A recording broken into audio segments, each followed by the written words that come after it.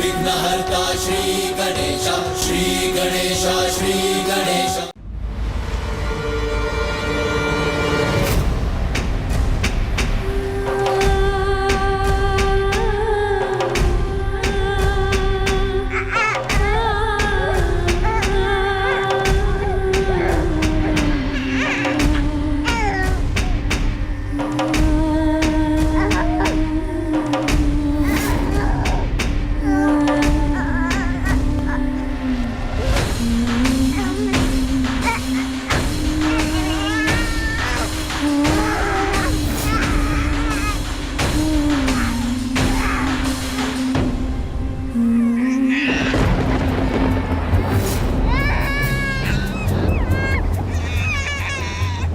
मेरा पुत्र।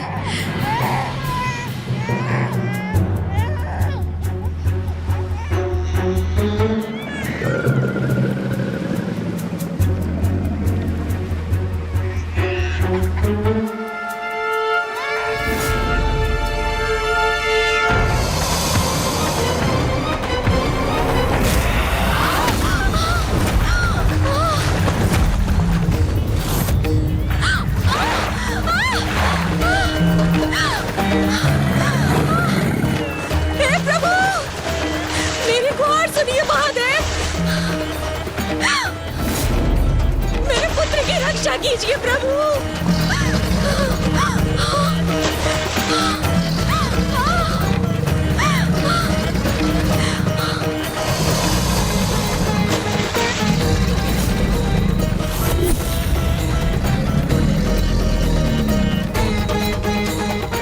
तुम्हें कुछ नहीं होगा पुत्र, भोलेनाथ पर भरोसा रखना।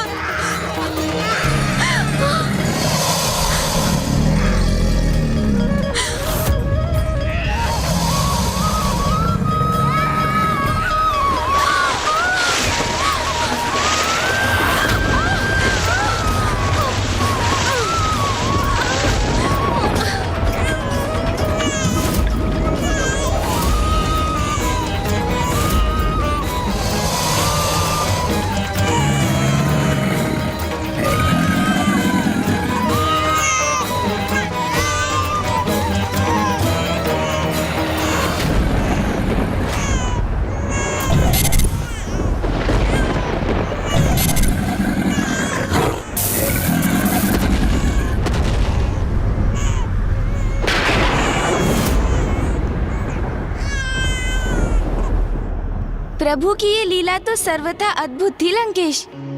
उस नवजात शिशु के जन्म के पूर्व उसके पिता और अब जन्म के उपरांत उसकी माता दोनों ही मृत्यु को प्राप्त हुए, किंतु अनाथ होकर भी उसकी माता के शब्द उन शब्दों में निहित प्रभु के प्रति अटूट आस्था और विश्वास को उस अबोध बालक ने अपने हृदय में धारण किया और स्वयं जगत पिता महादेव का शरणागत बन गया।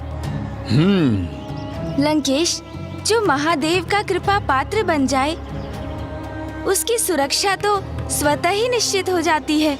यही तो भक्ति का मूल मंत्र है गौरी पुत्र। जहाँ विश्वास है, आस्था है, वहीं प्रभु शिव शंकर शंभू का वास है। किंतु फिर उस विश्वास, उस आस्था का क्या परिणाम हुआ लंकेश, जिसके साथ एक असहाय माँ अपने नवजात शिशु को उस निर्जन और भयंकर वन में अकेला छोड़ने पर विवश हो गई थी। वो भयंकर वन तब और भी भयंकर होने वाला था गौरी पुत्र, क्योंकि अब शीघ्र सूर्यास्त के साथ रात्रि का आरंभ होने जा रहा था।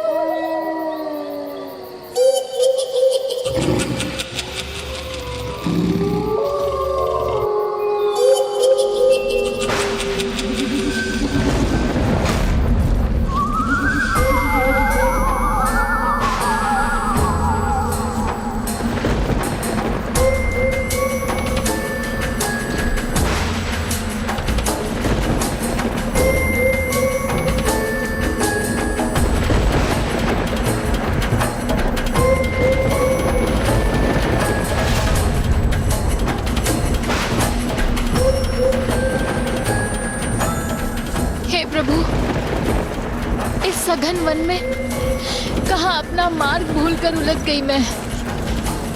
दिवस भी ढलने को है। रात्रि होने से पूर्व मुझे इस वन से निकल जाना चाहिए।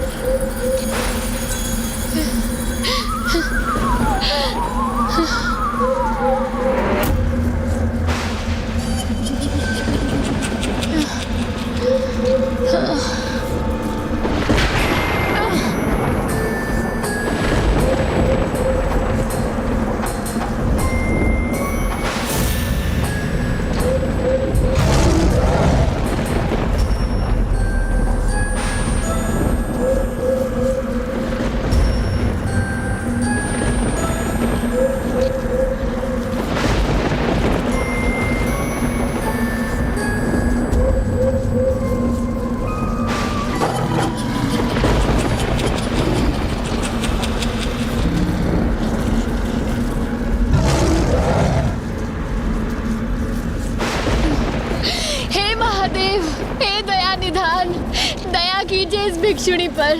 अभी अंधकार मत होने दीजिए प्रभु। मैं इस भयंकर वन में हिंसक पशुओं के मध्य अकेली न रह जाऊं प्रभु। प्रभु किधर जाऊं कुछ समझ नहीं आ रहा।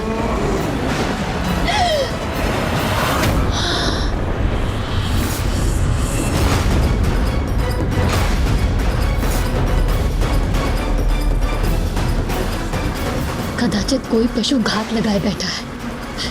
मुझे मार्ग परिवर्तित करना चाहिए।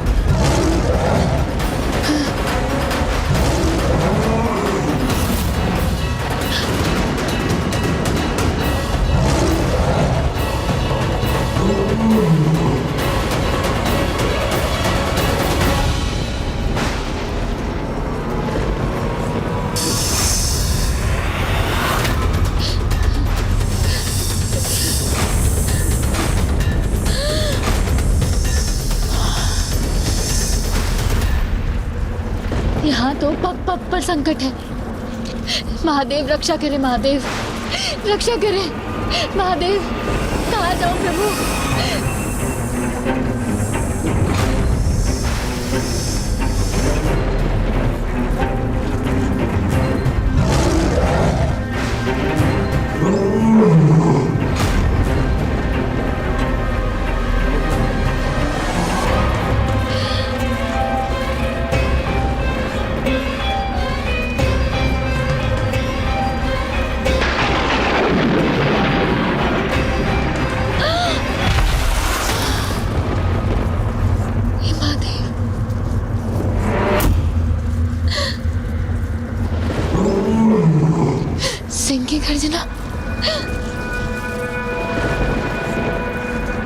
मैं तो सभी ओर से संकटों से घिरी हूँ, किंतु मुझे ऐसा आभास क्यों हो रहा है जैसे कोई अदृश्य शक्ति मुझे इस मार्ग से नहीं अभी तो दूसरे मार्ग से जाने का निर्देश दे रहा हो। किंतु मैं जाऊं तो जाऊं किस दिशा में।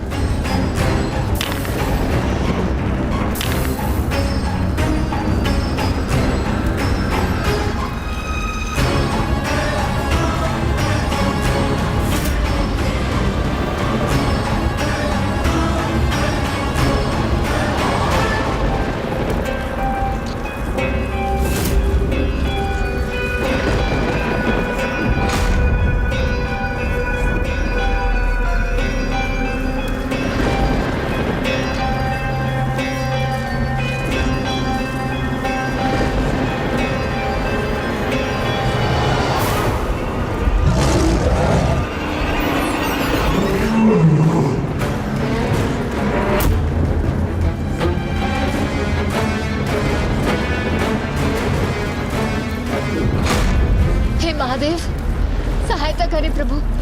इस भयानक वन में अकेले कैसे रहूंगी मैं।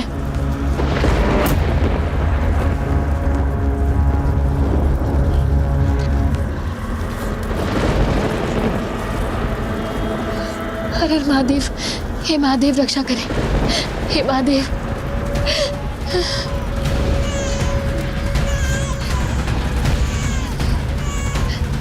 रक्षा करे महादेव। ये वन तो विकट उलझाव के समान है। मैं पुनः वहीं पहुंच गई जहां कुछ समय पूर्व थी।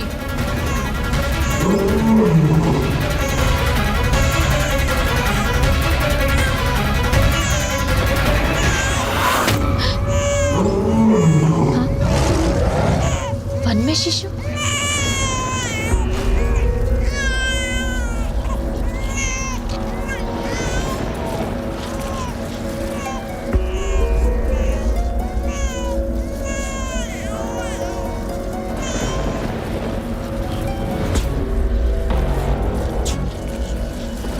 ये नवजात शिशु इस घने जंगल में कैसे? इसकी माँ कहाँ है? कोई तो होना चाहिए ना इसके साथ।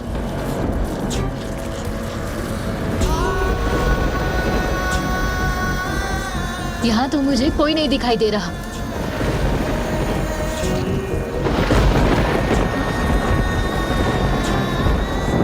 ये वस्त्र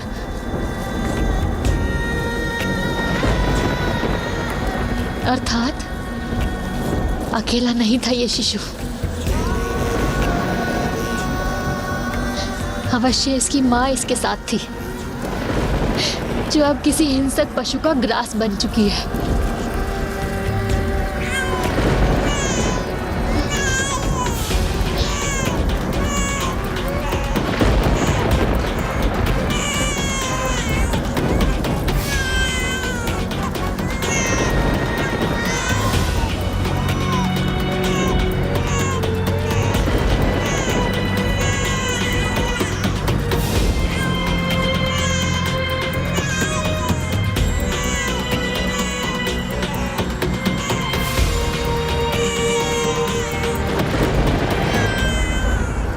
देवी,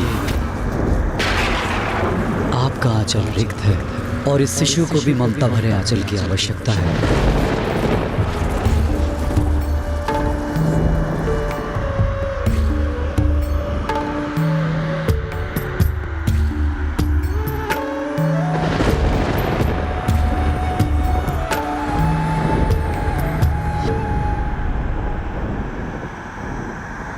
कदाचित नियति भी आप दोनों को एक साथ यहाँ ले आई है। आप दोनों इस विशाल जगत में एकाकी हैं। इस शिशु के पालन पोषण के लिए, सभ्य और संस्कारी बनने के लिए इसे आवास और मनुष्यों की अच्छे संगत की आवश्यकता होगी। इसलिए आप इस शिशु का पालन पोषण कीजिए, क्योंकि वृद्धावस्था में यह आपकी सेवा करेगा।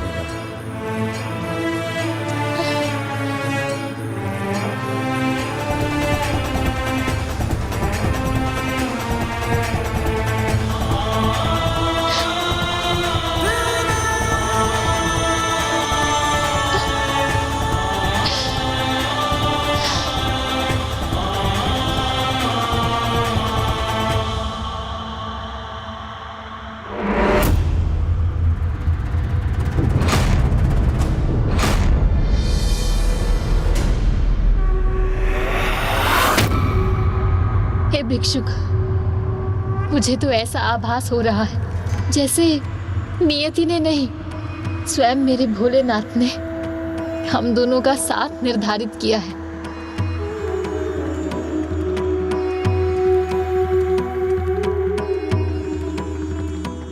पुत्र, भोलेनाथ ने तुम्हें मुझे सौंपकर मेरा रिक्त आंचल भर दिया, मुझे मेरे जीवन का एक नवीन आधार दे दिया।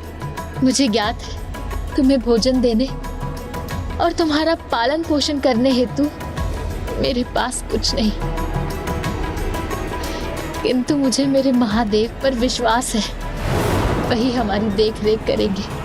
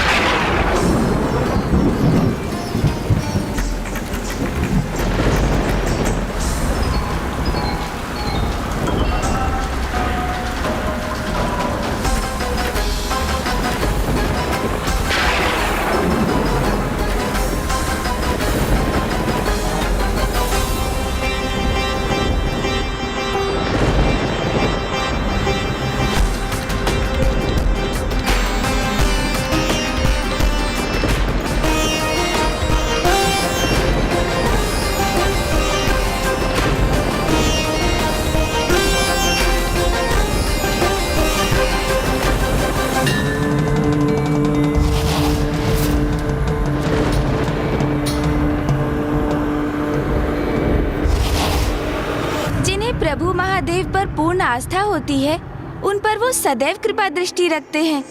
ये घटना तो इसका ही एक और उदाहरण थी। आयु में वृद्धि होने के साथ वो बालक प्रभु शिव शंकर शंभू के प्रति अपनी दोनों माताओं का अटूट विश्वास और आस्था आत्मसात करता गया।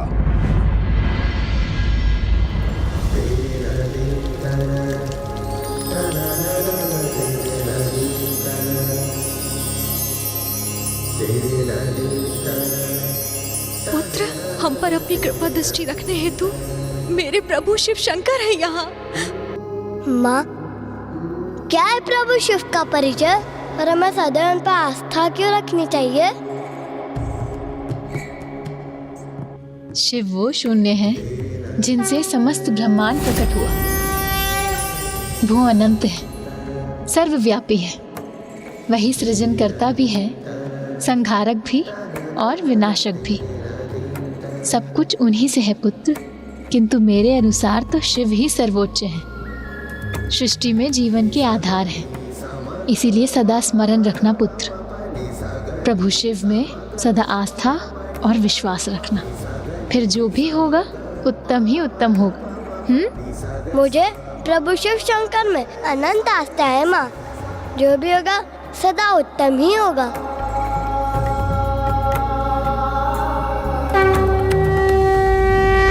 ज्ञान में समृद्ध किंतु धन से दरिद्र होने के कारण भिक्षुणी माता के द्वारा उस बालक का लालन पालन करना कदापि सरल नहीं था। किंतु जब भी वो दोनों ऐसी किसी कठिनाई का सामना करते तो कोई ना कोई चमत्कार उनको उस कठिनाई से मुक्त कर देता। माँ, मुझे भूख लगी है माँ, कुछ खाने को दो ना माँ। कहाँ से लाऊं भोजन? कुछ भी तो अन्न नहीं है घर में पकाने के लिए। प्रसाद लाया हूं मैं।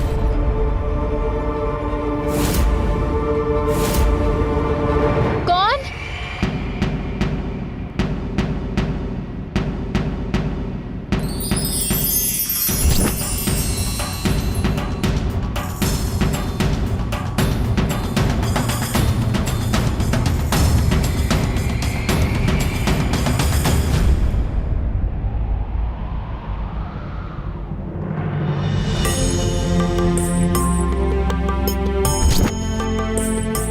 ये लो पुत्र, प्रभु का प्रसाद ग्रहण करो।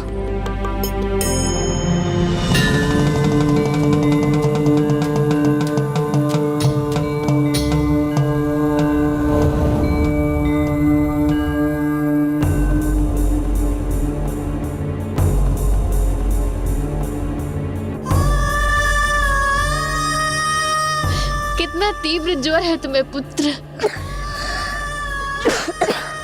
किंतु तुम्हारी भिक्षुणी माँ के पास इतना भी धन नहीं कि तुम्हें वैद्य के पास ले जा सके। माँ, आप ही तो कहती हो कि महादेव पर विश्वास और आस्था रखो तो जीवन में सब कुछ उत्तम ही होगा। तो क्यों व्यर्थ चिंता करती है? महादेव हमारा ध्यान अवश्य रखेंगे।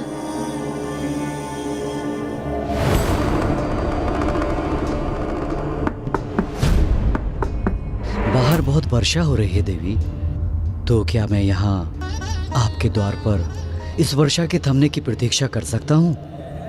मैं एक वैद्य हूँ, निकट के ग्राम के रुग्ण व्यक्ति का उपचार करने आया था।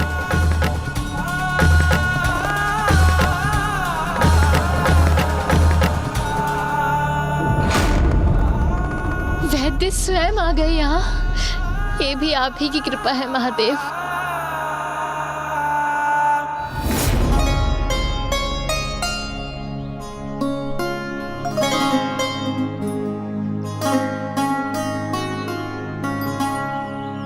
माँ, सभी बालक गुरुकुल जाते हैं तो मेरा वहाँ जाने का अवसर कब प्राप्त होगा माँ?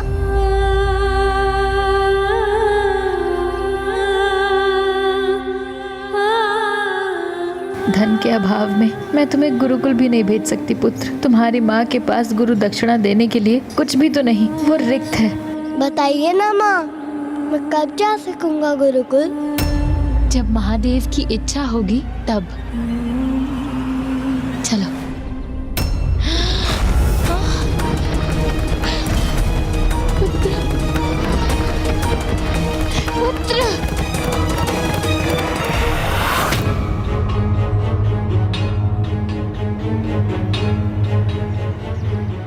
हमें क्षमा करें गुरुवर, हमने आपके अध्ययन अध्यापन में बाधा डाली।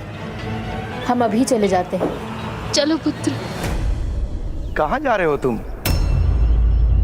तुम हमारे गुरुकुल में प्रवेश कर चुके हो, तो हमारे शिष्य हो।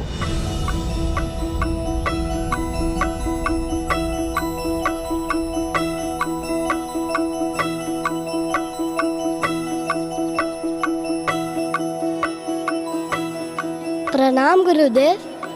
तुम्हारा नाम क्या है बालक? क्या नाम है तुम्हारा? पुत्र। मेरा नाम तो पुत्र है गुरुदेव। पुत्र? हाँ गुरुदेव, मेरी माँ तो मुझे पुत्र कहकर ही पुकारती है, तो मेरा नाम तो पुत्र हुआ ना।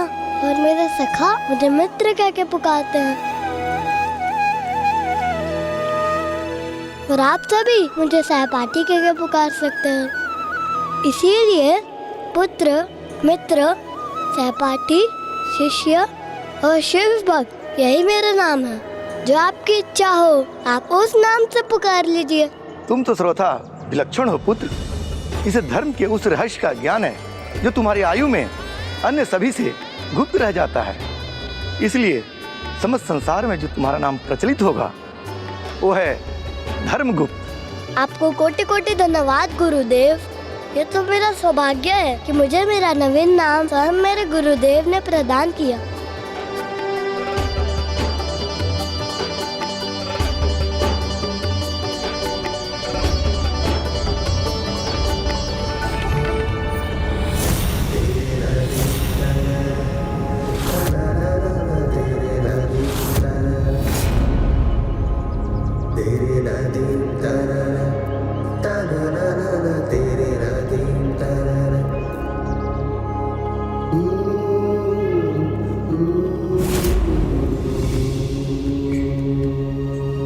इस प्रकार समय के साथ साथ वो बालक धर्मगुप्त युवा अवस्था में पहुंच गया और अब वो ज्ञान अर्जित कर अत्यंत ज्ञानी हो चुका था। प्रभु शिव शंकर शंभु पर उसकी आस्था और भी दृढ़ हो गई थी।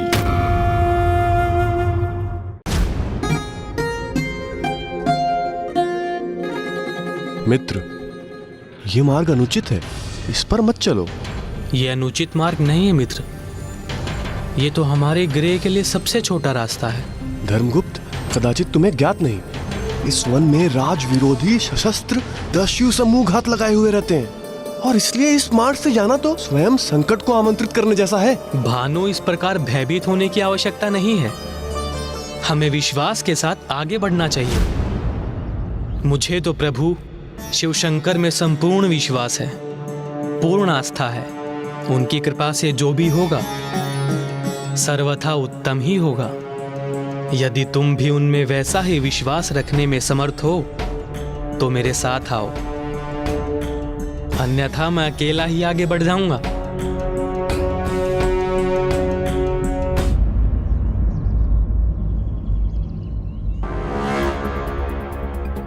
चलते चलते इतनी दूर का मार्ग तय कर चुके हैं कि अब अकेले लौटना भी उचित नहीं।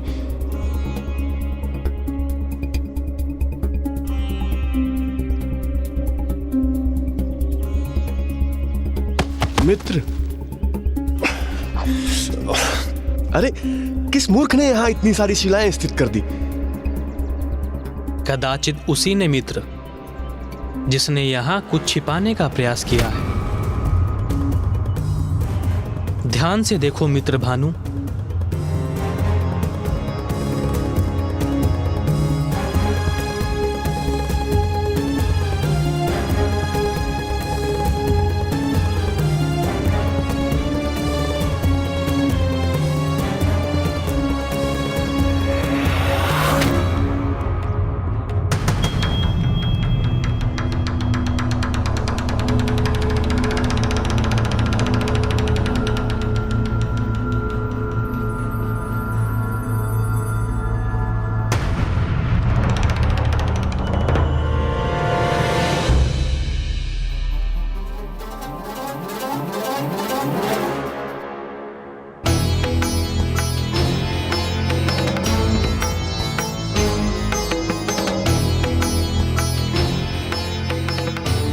धर्मगुप्त, तुमने उचित कहा था, जो भी होगा उत्तम होगा।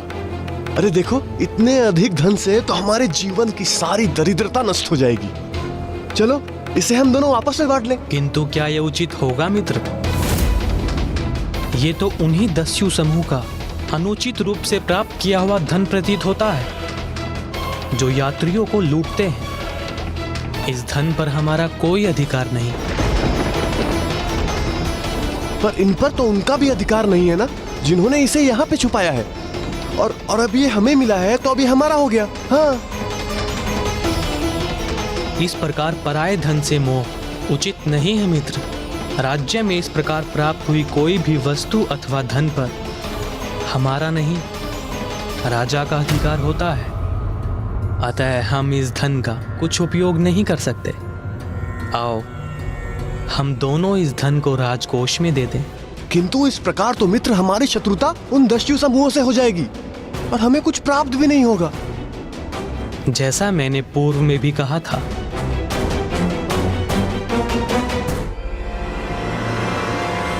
मुझे प्रभु शिव में पूर्ण आस्था है। जो होगा उत्तम ही होगा।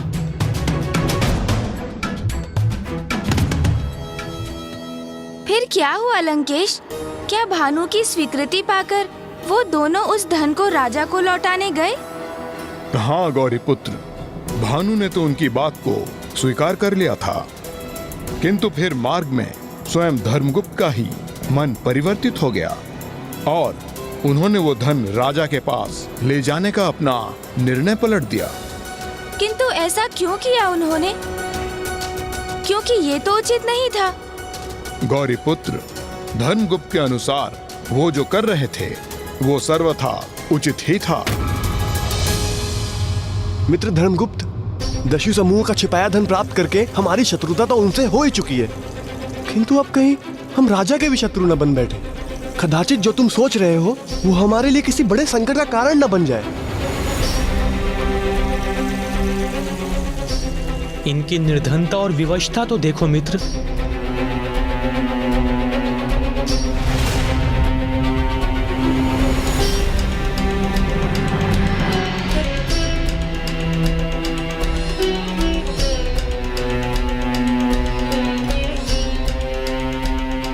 यहाँ अकाल और भूकंपन के प्रकोप के उपरांत इनके लिए कुछ भी शेष नहीं रहा है।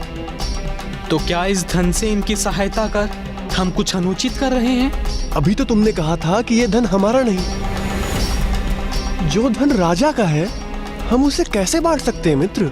धन का उचित स्थान तो वही होता है जहाँ उसकी आवश्यकता होती है। वैसे भी राजा का धन प्रजा का ही तो होता है।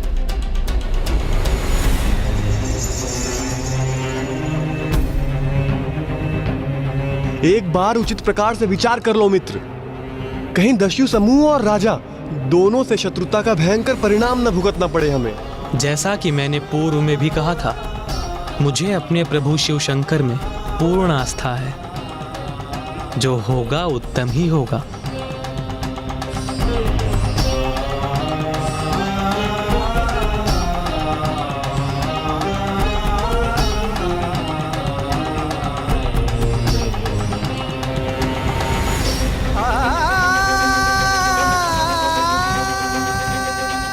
अर्थात लंकेश, धर्मगुप्त उदारता में भी कम नहीं थे। हाँ गौरी पुत्र, किंतु धर्मगुप्त की उस उदारता का उन निर्धन असहाय ग्रामीणों पर अत्यंत विपरीत परिणाम होने वाला था। किंतु क्यों और कैसे लंकेश? विदर्भ नरेश की जय हो। गुप्तचर, मेरे समक्ष प्रस्तुत होकर इस प्रकार शांत क्यों हो? कहो, क्या समाचार लाए हो? शीघ्र कहो। एक राजा सभी प्रकार के समाचार सुनने के लिए सदैव तैयार रहता है। महाराज, दस्यु समूह द्वारा लूटा हुआ एकत्रित धन आपकी प्रजा के 1 ग्राम के वासियों ने प्राप्त कर लिया है। उस क्षेत्र में अकाल का प्रभाव था। वहां के वासी भोजन रहित पीड़ा से ग्रसित थे, किंतु आपके धन का लाभ उठाकर आनंद पूर्वक अपना जीवन व्यतीत कर रहे हैं। सेनापति!